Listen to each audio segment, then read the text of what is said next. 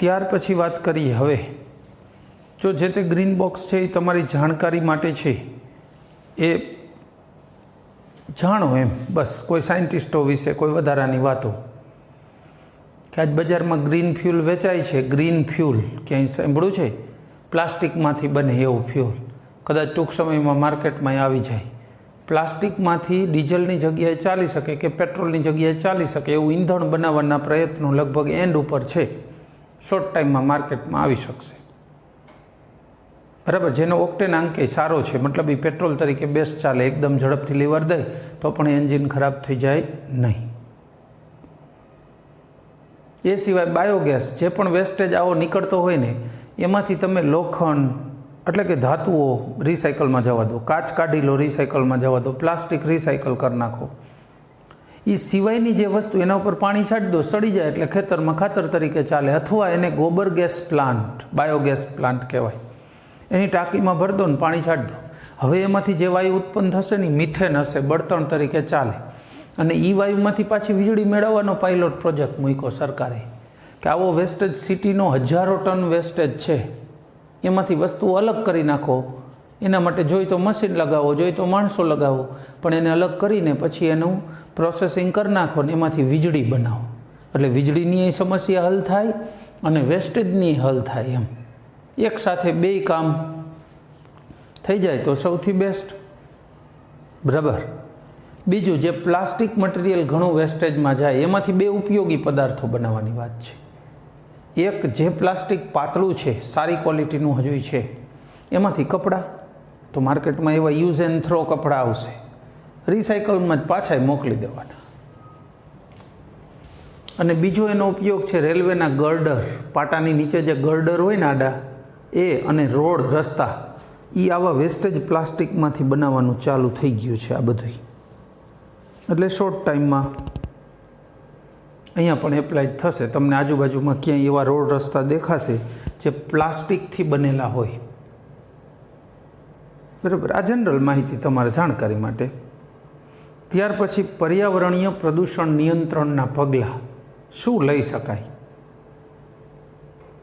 આટલું બધું પ્રદૂષણ ભણ્યા એટલે આપણને તરત થાય, તો પછી એને કાઢવા માટે, એને નિવારવા માટે કરવું શું?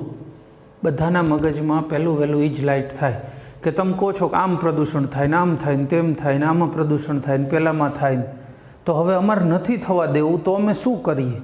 What can be done? ચલો, એવું શું કરીએ કે પ્રદૂષણ અટકાવી શકાય? બરાબર, બધાના મગજમાં સવાલ આવે. સારામાં સારો રસ્તા, થોડાક એના રસ્તાઓ વિચારીએ. જે વેસ્ટેજ હોય ને એ કલેક્ટ કરો ને, અહીંયા 3 ડસ્ટબિન રાખો. સામાન્ય જગ્યાએ 2, દવાખાનું ને એવું હોય અહીંયા 3. જોજો, અહીંથી હું જે કાંઈ માહિતી આપું છું એ આમાંથી સીધી મેળવજો. લખવાની થાય તો ડાયરેક્ટ લખી શકશો. બુકમાં છે એ તો સાવ એક ઘન કચરાની જ વાત છે. હું તમને એનાથી વિશેષ વાતો કરીશ આમાં, અને એ બધી વાતો કામની હશે. તમે લખી શકશો અને તમારે લખવાની છે એવી જ. શું કરી શકીએ? આપણે કીધું 2 ડસ્ટબિન છે નહીં, બેના કલર અલગ અલગ, દેશભરમાં સેમ કલર વાપરવાનો. એક ડસ્ટબિનમાં જૈવ વિઘટનીય કચરો એકઠો કરવાનો, બીજામાં અવિઘટનીય. જે અવિઘટનીય હશે ને એનું રિસાયકલિંગ થશે, અને વિઘટનીય હશે ને એનું રિસાયકલિંગ નહીં થાય. દાખલા તરીકે શું કરવાનું કે કાચ છે, અથવા તો તમે કેળા લીધા પ્લાસ્ટિકના જબલામાં, કેળા ખાધા, છાલને આમાં ફેંકો જૈવ વિઘટનીય વાળે ડસ્ટબિનમાં, ગ્રીન ડસ્ટબિનમાં, એ વિઘટનમાં જાય છે. રેડ છે એ વિઘટનમાં જશે. અને ગ્રીન ડસ્ટબિન છે તો એની અંદર જૈવ અવિઘટનીય, એટલે પ્લાસ્ટિકનું જે જબલું કે કેરી બેગ છે જેમાં એ લીધું હતું એ એમાં નાખી દો. એટલે આગળ જતાં છૂટા પાડવાની લપ નહીં. એમ કચરાને જ્યારે એકઠો કરો છો ત્યારે 2 વર્ગમાં જ એકઠો કરો, ઘણું સારું પડે.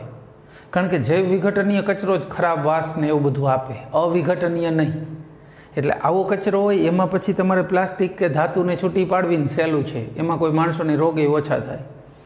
વિઘટનીય અને અવિઘટનીય ભેગા હોય ને, પ્લાસ્ટિક હોય ને એની હારે બધું અંદર કેળાની છાલ નાખીને જબલા ફેંકા હોય સીધા, એ વધારે નડે. બરાબર છે. એટલે આના માટે શું કરવાનું? બેને અલગ અલગ એકઠા કરવાનું રાખો. અને દવાખાનામાં ત્રીજી ડસ્ટબિન એના માટે મેડિકલ વેસ્ટ માટે. કોઈને વાગ્યું, પાટો બાંધ્યો, ત્યાં કંઈક લગાવીને પાટો બાંધ્યો, પણ કાલી પાટો છોડી તો એ મેડિકલ વેસ્ટમાં જાય. દર્દી સફરજન ખાવા માટે લાવ્યો તો એની છાલ એ વિઘટનમાં નાખશે, કેરી બેગ આમાં નાખશે અવિઘટનમાં, અને દર્દીનો જે પાટાપિંડી કે જે કાંઈ પણ વપરાશે, હેન્ડ ગ્લોવ્સ ડૉક્ટરે પહેર્યા દર્દીને ચેક કરવા, તે એ બધું મેડિકલ વેસ્ટમાં જશે. ત્રણેયનો એના નિયમ મુજબ નિકાલ કરવામાં આવશે તો સારું થાય કે નહીં? પર્યાવરણને પ્રદૂષણની સમસ્યા હળવી બને ને. અમદાવાદ પાસે જે કચરાના ડુંગર ખડકાઈ જાય છે એવું ના થાય. Can be controlled. એ બધી વસ્તુને કંટ્રોલ કરી શકાય. બરાબર, આ એક વસ્તુ. બીજું શું થઈ શકે?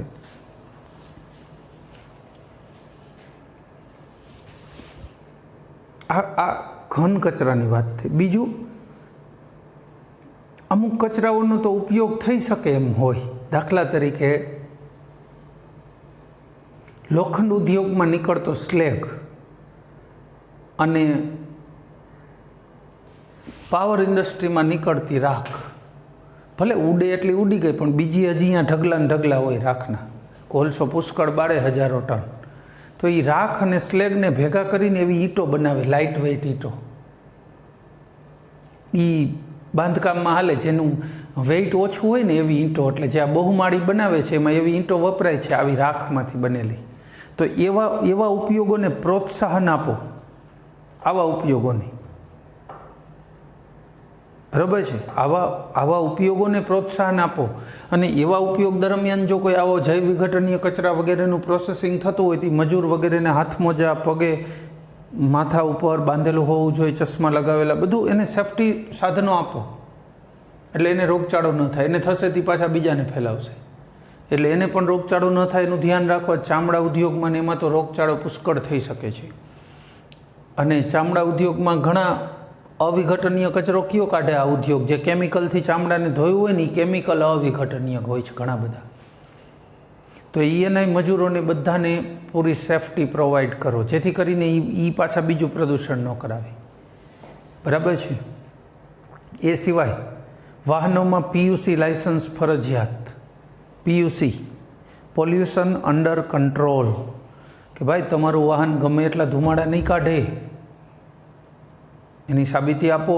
સાબિતી માટે તમારી પાસે લાઇસન્સ હોવું જોઈએ કે ભાઈ અમારું વાહન અંડર કંટ્રોલ છે, પોલ્યુશન અંડર કંટ્રોલ છે, ભાઈ જાજુ કંઈ પોલ્યુશન ફેલાવતું નથી એવું. આ કરી શકાય.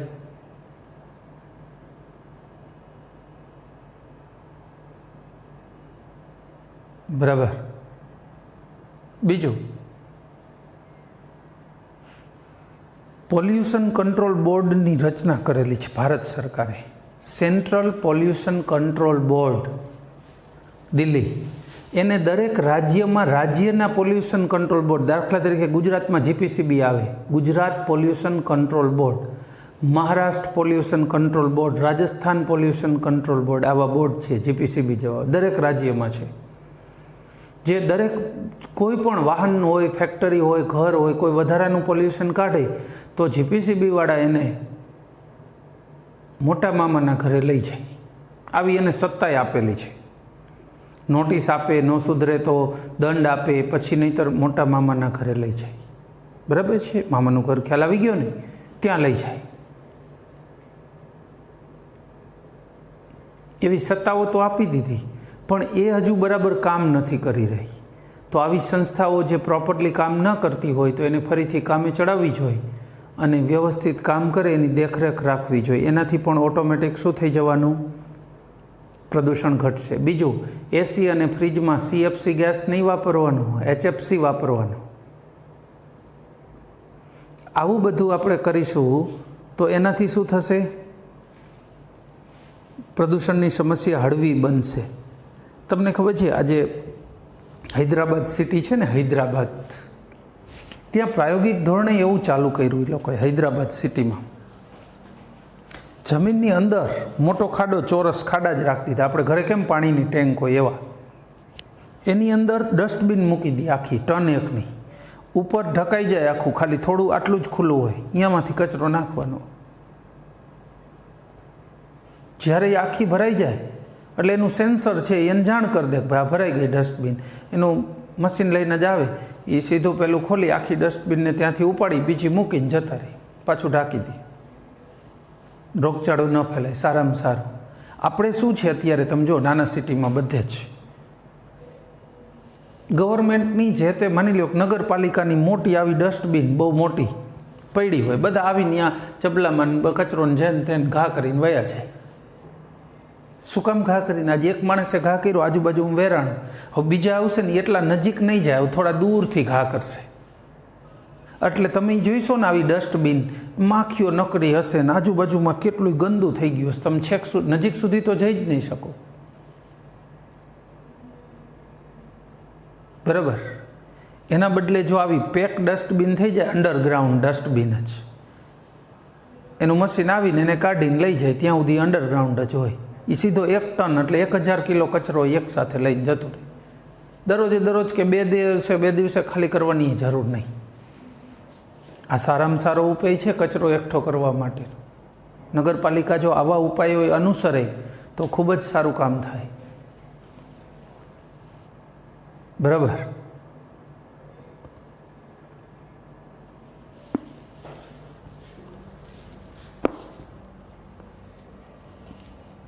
આ વાત થઈ પર્યાવરણીય પ્રદૂષણ નિયંત્રણના પગલાં.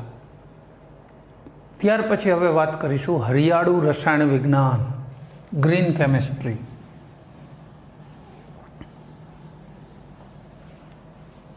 હરિયાળું રસાયણ વિજ્ઞાન ટોપિક જ 2005માં નોબેલ પ્રાઇઝ મળ્યું હતું. લો ને 2000 પછી આનું બધું ચાલુ થઈ ચળવળો કે હરિયાળું રસાયણ વિજ્ઞાન લાવવાની જરૂર છે. 2005માં ત્રણેય સાયન્ટિસ્ટોના ફોટા આપ્યા છે. જો પ્રોફેસર યશ ચૌવિન છે ને 3માં મુખ્ય હતા. પ્રોફેસર યશ ચૌવિન આપ્યું છે ત્રણેયના ફોટોગ્રાફ. પેલું નામ ને ફોટો એનો જ હોય કારણ કે એ આ 3માં મુખ્ય એ જ હતા. રિચાર્ડ આર સ્ટ્રોક અને Robert H Grubbs. Richard R Schrock અને પ્રોફેસર યશ ચૌવિન સંયુક્તપણે ગ્રીન કેમિસ્ટ્રી હરિયાળા રસાયણ વિજ્ઞાનનું નોબેલ પ્રાઇઝ 2005માં અમને મળ્યું હતું. બુકમાં ત્રણેયના ફોટો પણ છે.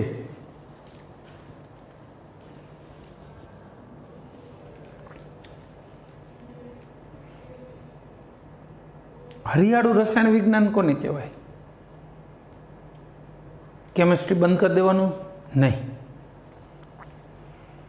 એવા કેમિસ્ટ્રીનો વિકાસ કરવાનો છે કે જે પર્યાવરણને હાનિકારક ન હોય એવી પદ્ધતિ શોધવાની છે જે પર્યાવરણ માટે ઓછી જોખમી હોય. ફ્રીજમાં CFC વાપરતા આપણને ખબર પડી કે ઓઝોન તોડે છે, એ દિવસથી CFC બંધ થઈ જવો જોઈએ, HFC ચાલુ કરો જે પર્યાવરણને નુકસાન નથી પહોંચાડતો. તો એને હરિયાળું રસાયણ વિજ્ઞાન કહી શકાય. આજ રંગકો છે, રંગકો એ બનાવતી ફેક્ટરીઓ ખૂબ પ્રદૂષણ કરે છે. તો રંગક સિન્થેટિક રંગક બંધ કરો, કુદરતી રંગકોનો વિકાસ કરો. વર્ષો પહેલાં કુદરતી ગળીના છોડની ખેતી થતી હતી. ખબર છે? વલ્લભભાઈ પટેલ ગળીના સત્યાગ્રહથી જાણીતા થયેલા. રાજકારણમાં એનો પ્રવેશ ગળીના સત્યાગ્રહથી હતો ચંપારણના ખેડૂતો માટે. આજે ગળી ઉગાડતા જ નથી, સિન્થેટિક બ્લુ કલર જ ચાલે છે. ગળીની ખેતી ક્યાં જોઈ? ગળીના છોડ જોયા જ ક્યારેય નહીં. ખેતી જ ઓલમોસ્ટ બંધ કરી દીધી ગળીની. આ પ્રોબ્લેમ છે. જો આવું જ કરવામાં આવશે તો પ્રદૂષણ વધવાનું જ છે. ગ્રીન કેમિસ્ટ્રીનો મતલબ જ એવો છે. જો એનો મતલબ શું? એક તો કે જે પણ વેસ્ટેજ જાતું હોય ને એને બચાવો, એને ક્યાંક ઉપયોગમાં લ્યો તો એ વેસ્ટેજ ન કહેવાય. આ શર્ટ જૂનો થઈ ગયો, હું બહાર ફેંકી દઈશ તો એ વેસ્ટેજ છે, પણ એના ટુકડા કરીને પોતામાં વાપરો તો હજી એ વેસ્ટેજ નથી. જો પોતું બહુ જૂનું થઈ ગયું તો એને સડાવીને ખેતરમાં ખાતર તરીકે જવા દો તો વેસ્ટેજ નથી. બરાબર છે? પ્લાસ્ટિક તમે પેકિંગમાં ફ્રૂટ લઈ આવ્યા બજારમાંથી, ઘરે આવ્યા પછી જબલાને રિસાયકલમાં જવા દો તો એ વેસ્ટેજ છે જ નહીં. એટલે ગ્રીન કેમિસ્ટ્રીના ભાગરૂપે નંબર 1, કોઈ પણ વસ્તુ વેસ્ટેજ જતી હોય તો એને શક્ય એટલી ઉપયોગમાં લઈ લો. એના માટે મેથડને પણ ચેન્જ કરો, પદ્ધતિના કેવા ફેરફાર એમાં સૂચન હાઈ ક્લાસ છે. એક ઉદાહરણ રૂપે તમને એક ઇન્ડસ્ટ્રીની વાત કરું. રબરની સ્લીપર બને છે ને, ચપ્પલ, સાદી સ્લીપર, એ આવી સીટ બજારમાં મળે છે 2 foot by 2 foot, 4 foot by 4 ફૂટ. એની અંદર ડિઝાઇન મુજબ કટિંગ કરે, ડાય કટિંગ હોય. તમે યુટ્યુબમાં બધે જોઈજો કે ચપ્પલને એની ડિઝાઇન મુજબ ડાય કટિંગથી કાપવામાં આવશે. આવી રીતે સીટમાં બધા ચપ્પલ કાપી લે, પછી આ જે વચ્ચેનો ભાગ વધે એનું શું થાય એ વિચારો. ફેંકી દેશે, વેસ્ટેજ. જો આ જૂની પદ્ધતિ હવે આમ ચપ્પલ ન બનાવાય તો એક તો રબર વેસ્ટેજ જાય અને અધૂરામાં પૂરું પર્યાવરણમાં પ્રદૂષણ કરે. તો તમે બીજી કઈ પદ્ધતિ અપનાવી શકો? તો કે ડાય બનાવો. રબરનો રસ જે બનશે ને એ રસને સીધો ડાયમાં રેડો. જેવડું ચપ્પલ બનાવું છે એટલું ભર દો, ડાય તૈયાર હોય. એમાં જ્યાં હોલ પાડવાના છે ત્યાં પણ ડાયમાં ખાંચા હોય, જ્યાં સળિયા હોય, એટલે રેડો એટલે એ જ ભાગમાં ન ભરાય. એટલે હોલે પાડીને વેસ્ટેજ કાંઈ કરવાનું નથી. રબરનું એક કટકી પણ વેસ્ટેજ નથી કરવાની. તમે સીધું જ શું કરી રહ્યા છો? ડાય છે ને એમાં રબર રેડો છો, જામી જાય એટલે કાઢી લો. ફરતી ધારે બરાબર હશે, એને ઘસવાની નથી કે એમાંય કાંઈ વેસ્ટેજ જાય, કંઈ વેસ્ટેજ જ નહીં. પીગાડીને રસ જ નાખો સીધો ડાયની અંદર, બધી ડાય રસથી ભર દો એટલે તૈયાર ચપ્પલ. તો ચપ્પલ બનાવવા માટે સીધો સાદો આવો રસ્તો પસંદ કરવાને બદલે પીગાડીને પસંદ કરો. વેસ્ટેજ નહીં એટલે તમારે આટલું જ રબર વપરાય અને ચપ્પલ વધુ બને. આજે વેસ્ટેજ જતું એનું પર્યાવરણમાં ક્યાંય નુકસાન નહીં. પદ્ધતિ બદલી નાખીને, બરાબર? પદ્ધતિ જ બદલી નાખો. એ ગ્રીન કેમિસ્ટ્રીનો જ એક ભાગ છે. જેમ આપણે કીધું કે ઈંટો બનતી થઈ ગઈ હલકા વજનવાળી, શેમાંથી? સ્લેગમાંથી ને એમાંથી. પ્લાસ્ટિકમાંથી રેલવેના પાટા બનતા થાય, રેલવેના પેલા ગર્ડર પાટા નીચે વપરાય એ. તો એ ગ્રીન કેમિસ્ટ્રી જ છે. ગ્રીન કેમિસ્ટ્રી હંમેશા એવા વૈકલ્પિક માર્ગ સૂચન કરવાની વાત છે કે જેનાથી પ્રદૂષણ ન થાય અથવા ઓછું થાય. ન થાય અથવા ઓછું થાય. દાખલા તરીકે તમે કોઈ પ્રોસેસ કરો, બરાબર છે, ત્યારે 100% નિપજમાં રૂપાંતરણ કરો એટલે વેસ્ટેજ જાય જ નહીં. આગ્રહ એવો રાખો કે નિપજનું પ્રમાણ 100% રહેવું જોઈએ, બરાબર? લોટ બાંધો, હવે એમાંથી રોટલી બનાવી છે, 100%ની રોટલી નહીં બનાવી નાખો, છેલ્લે થોડોક લોટ ફરતો ચોઈટો હશે કાથરોટમાં, તો એ વેસ્ટેજ જવાનું. તો એ પ્રદૂષણ કરતા છે જ. પણ બધું જ કમ્પ્લીટ લેવાઈ જાય ને એની રોટલીઓ બની જાય તો એ ખવાઈ જશે, બરાબર છે? વેસ્ટેજ ન ગયું. ઇન્ડસ્ટ્રીમાં એવું જ છે, જે રો મટીરિયલ છે એમાંથી તમે ફાઇનલ મટીરિયલ 100% રૂપાંતરિત કરી નાખો એટલે વેસ્ટેજ ન જાય, એટલે પ્રદૂષણ પણ ના થાય. એટલે પ્રક્રિયકમાંથી નિપજ 100% બને એવો આગ્રહ રાખો. બીજું, યોગ્ય તાપમાન, દબાણ અને ઉદ્દીપકનો ઉપયોગ કરો એટલે નિપજ ઝડપીમાં ઝડપી બને, એટલે વપરાતી ઉર્જા ઓછામાં ઓછી થાય. કારણ કે જે તે પ્રક્રિયા થવા માટે ઉર્જાનો ઓછો વપરાશ થવો જોઈએ, એ પણ હરિયાણા રસાયણ વિજ્ઞાનનો એક ભાગ છે.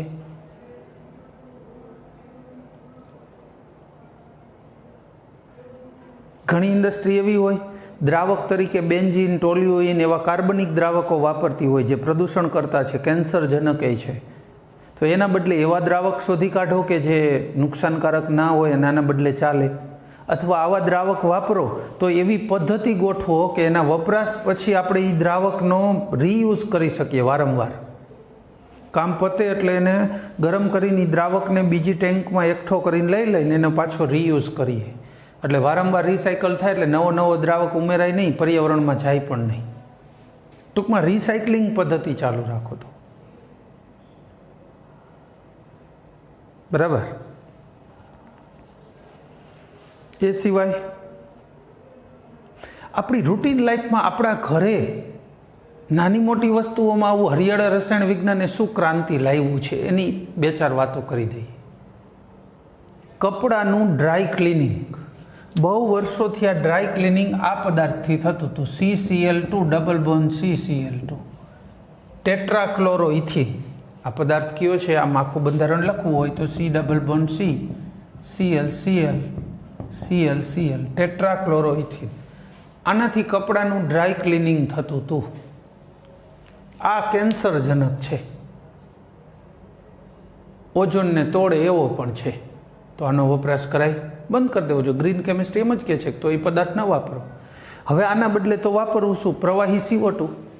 પ્રવાહી CO2 પર્યાવરણમાં જે CO2 છે એમાંથી જ ખેંચીને ભેગો કરેલો છે અને પ્રવાહીકરણ કરેલો, એટલે પાછો પર્યાવરણમાં જશે તો બહુ ફરક નથી પડતો. બીજું, આની સાપેક્ષે એ બહુ ઓછો નુકસાન કરતા છે. હવામાં કદાચ એ CO2 વધશે ને તો ઝાડવા વાવીને ખેંચાવરાવી લઈશું, બાકી આ વૈધો તો આ તો કોઈ શોષવાનું નથી, ઓઝોનને તોડશે, પર્યાવરણમાં નુકસાન કરશે. એટલે આનાથી ઓછો નુકસાનકારક પ્રવાહી CO2 વાપરો. બરાબર. યોગ્ય ડિટર્જન્ટ હોય અને પ્રવાહી CO2 થી તમે વોશિંગ કરો તો બહુ સારામાં સારું રિઝલ્ટ મળે છે.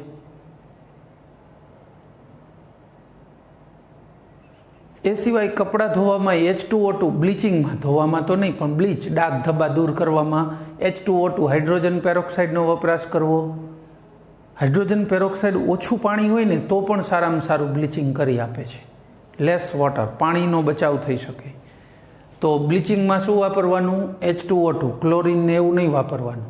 અને ડ્રાય ક્લિનિંગમાં ટેટ્રાક્લોરોઇથિન નહીં વાપરવાનું, પ્રવાહી CO2 વાપરવાનું યોગ્ય ડિટર્જન્ટ સાથે મિક્સ કરી. પછી પેપર ઇન્ડસ્ટ્રી હોય, પેપર બને. હવે પેપર માટે તમે જો આપણે આવા પેપર વાપરતા હોઈએ છીએ, વાપરીએ છીએ ને આવા વ્હાઈટ, આટલી આ પેપર શેમાંથી બને છે? ઝાડવામાંથી, વૃક્ષમાંથી. કયા વૃક્ષનું લાકડું આટલું વ્હાઈટ છે ખબર છે? નહીં, કોઈ પણ વૃક્ષનું નથી. ખરેખર વૃક્ષનો લાકડાનો માવો બનાવે ને ત્યારે એની અંદર ડીકલરાઇઝર અથવા તો બ્લીચિંગ એજન્ટ જેને કહેવાય એવા પદાર્થો ઉમેર્યા હોય જે એને બ્લીચ કરી નાખે. બ્લીચ કરવું એટલે રંગ, ડાઘ ધબ્બા બધું દૂર કરી દે. આવા બ્લીચિંગ એજન્ટ અંદર ઉમેરેલા છે, જેના કારણે કાગળ આવો રંગીન આછો પીળો જે રંગ હતો એમાંથી સફેદ બની ગયો. બરાબર છે. તો Cl2 વપરાતો હતો. Cl2 વર્ષો પહેલાં બ્લીચ માટે શું વાપરતા હતા? Cl2 gas. લાકડામાં લિગ્નિન નામનો પદાર્થ થોડો જાજો હોય જ. આ લિગ્નિન સાથે પ્રક્રિયા કરીને ડાયોક્સિન નામનો કેન્સરજનક પદાર્થ બનાવે છે. કાર્સિનોજેનિક. લો, Cl2 જેનાથી બ્લીચ કરતા હતા એ લિગ્નિન હારે અવશ્ય પ્રક્રિયા કરે અને આ પદાર્થ બનાવે. જે મજૂરો કામ કરતા હોય પેપર ઇન્ડસ્ટ્રીમાં એમને આ જોખમ રહે કેન્સર થવાનું આના કારણે. તો અત્યારે ગ્રીન કેમિસ્ટ્રીની અંદર Cl2 વાપરવાને બદલે H2O2 વાપરો એવું સજેશન આપવામાં આવ્યું છે. હાઇડ્રોજન પેરોક્સાઇડ જે આવું કોઈ પદાર્થ બનાવતું નથી અને બ્લીચિંગ સારી રીતે કરી આપે છે. બરાબર. ત્રીજું, કેટલાક રસાયણોનું ઉત્પાદન. દાખલા તરીકે એસિટાલ્ડિહાઇડ બનાવવું હોય, એસિટાલ્ડિહાઇડ CH2 double bond CH2 ethene છે, આનું ઓક્સિડેશન કરો એટલે બને CH3CHO. આ ઓક્સિડેશનથી બનેલો.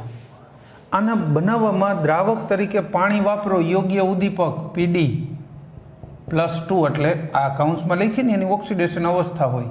પેલેડિયમ ચાલશે અથવા કોપર. અને પાણી દ્રાવક, જો આ ઉદ્દીપક વાપરો છે ને એટલે પાણી ચાલશે, નકર આ પ્રક્રિયા પાણીમાં નહોતી થતી. આ કાર્બનિક દ્રાવકમાં જ થતી હતી. કાર્બનિક દ્રાવકો પર્યાવરણ માટે જોખમી છે એટલે શક્ય હોય અહીંયા પાણી વાપરવું જોઈએ. પાણીની આમે જુઓ તો ઉત્કલન બિંદુ 100 ડિગ્રી, સારું એવું ઊંચું છે. બરાબર છે, ગુપ્ત ઉષ્માય સારી છે, એટલે પાણીની પ્રોપર્ટી તો બહુ અનુકૂળ છે, પણ ઉદ્દીપક શોધી કાઢો કે આ ઉદ્દીપક વાપરવું હોય ને પાણી હારે તો પ્રક્રિયા ઝડપી થઈ જાય. એટલે જે આમાં દ્રાવક વર્ષો પહેલાં કાર્બનિક દ્રાવકો જ વપરાતા હતા એસિટાલ્ડિહાઇડ બનાવવામાં, એની જગ્યાએ કાર્બનિક દ્રાવકોને રિપ્લેસ કરી નાખ્યા અને આજની તારીખે કાર્બનિક દ્રાવકની જગ્યાએ આવા દ્રાવકો ચાલુ કરી દે, પાણી અને આ ઉદ્દીપક. 90% જેટલી નિપજ મળે છે. કાર્બનિકમાં પણ 88-89% જ મળતી હતી. તો નિપજે પૂરેપૂરી મળી જેટલી શક્ય હતી એટલી. આગ્રહ તો 100% નિપજ બને એવો જ રાખવાનો હોય, પણ છતાંય જેટલી મળી આટલી મળી ગઈ તો ઇનફ છે. રેગ્યુલર જે મળતી હતી એટલી નિપજ મળી, પાણી દ્રાવક ચાલી ગયું અને આ પદાર્થો રાખું. તો આને આપણે હરિયાળું રસાયણ વિજ્ઞાન આપણા રોજિંદા જીવનમાં કઈ રીતે ઉપયોગી થાય એની વાત કરી કહેવાય. બરાબર છે.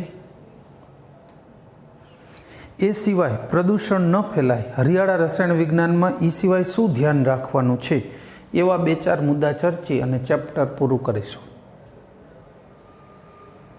હરિયાળા રસાયણ વિજ્ઞાનમાં એવા નવા રસ્તાઓ શોધી કાઢો કે જેમાં રાસાયણિક ફેરફાર દરમિયાન ઓછામાં ઓછી ઉર્જાનો ખર્ચ થાય. એટલે યોગ્ય ઉદ્દીપકો શોધો બને એટલા, એનો વપરાશ વધારો.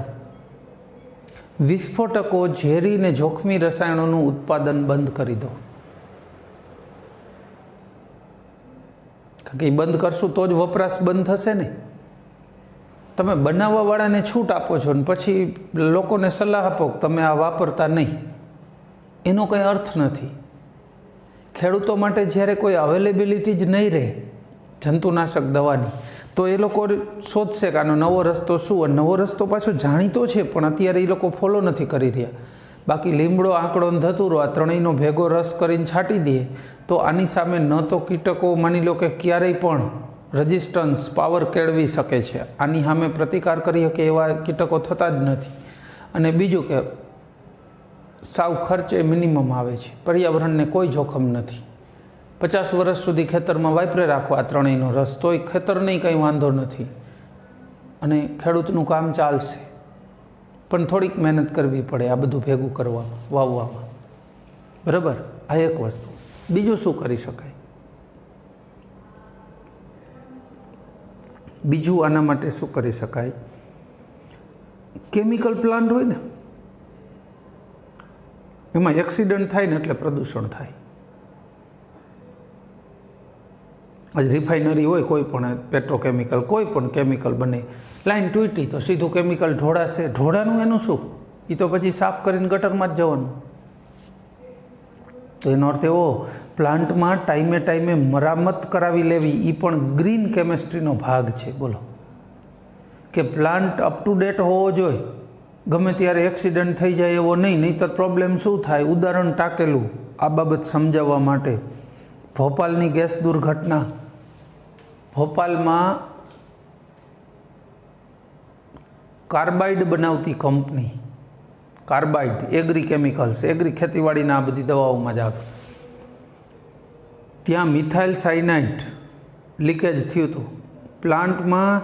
એના વાલ નહીં ખરાબ થઈ ગયા હતા. મેનેજરે કીધું હતું એ એના ડાયરેક્ટર તો નહીં પણ મેનેજિંગ, હા એમડીને જ, કે સાહેબ આ બદલાવવા પડશે બધા વાલને, બધું આ ખરાબ છે. છતાં એને ધ્યાન ન દીધું કે એટલો બધો ખર્ચો નથી કરવો, એમ હાલે હલાવવા દો ને. અને અંતે લીકેજ થયું, 2500 માણસો મરી ગયા હતા. ભોપાલ ગેસ દુર્ઘટના. નેટમાં કે એમાં કાં સર્ચ કરીને વાંચજો, એના વિશે ખ્યાલ આવશે. તો મૂળ એક્સિડન્ટ શું કામ થયો? પ્લાન્ટની ટાઈમે મરામત ન થઈ એટલે. તો એ પ્રદૂષકો વાતાવરણમાં ભળ્યા નહીં. બરાબર છે. તો પ્રદૂષકો વાતાવરણમાં ન ભળે એની કાળજી રાખવા માટે પ્લાન્ટ પણ હંમેશા અપ ટુ ડેટ જ વાપરો. બરાબર છે. છેલ્લી વાત, યોગ્ય રો મટીરિયલની પસંદગી કરો. દાખલા તરીકે ઇથેનોલ બનાવો છે, આપણી ઇન્ડસ્ટ્રીમાં વપરાય છે ઇથેનોલ દ્રાવક, પુષ્કળ જરૂરિયાત થાય. પણ બનાવવો હોય તો તમે ગોળ વાપરીને બનાવી શકો. લ્યો ગોળ, ખાંડ, પાણી નાખ દો, ઈસ્ટ ઉમેરી દો, બંધ કરી દો ને જમીનમાં દાટી દો, તો 20-25 દિવસે એમાંથી ઇથેનોલ બની જાય. અથવા શેરડીના છોતરા, એમાં પાણી નાખ દો, શેરડીમાં રસ કાઢી લે, છોતરા વધે ને, એમાં પાણી નાખ દો, એને દાટી દો તોય બની જાય. તો કઈ રીતે બનાવાય?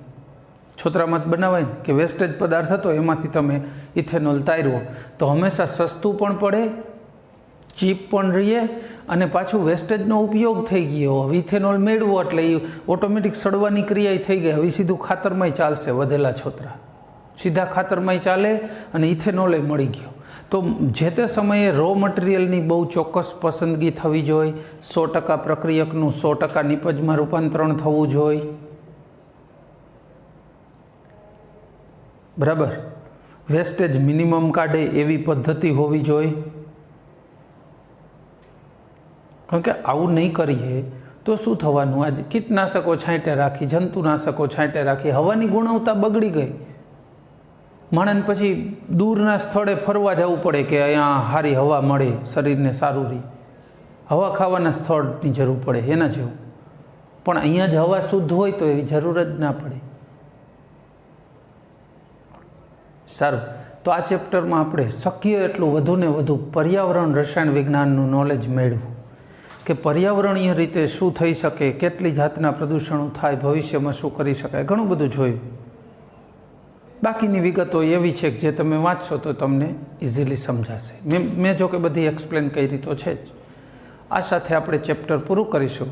Thank you. જય હિન્દ.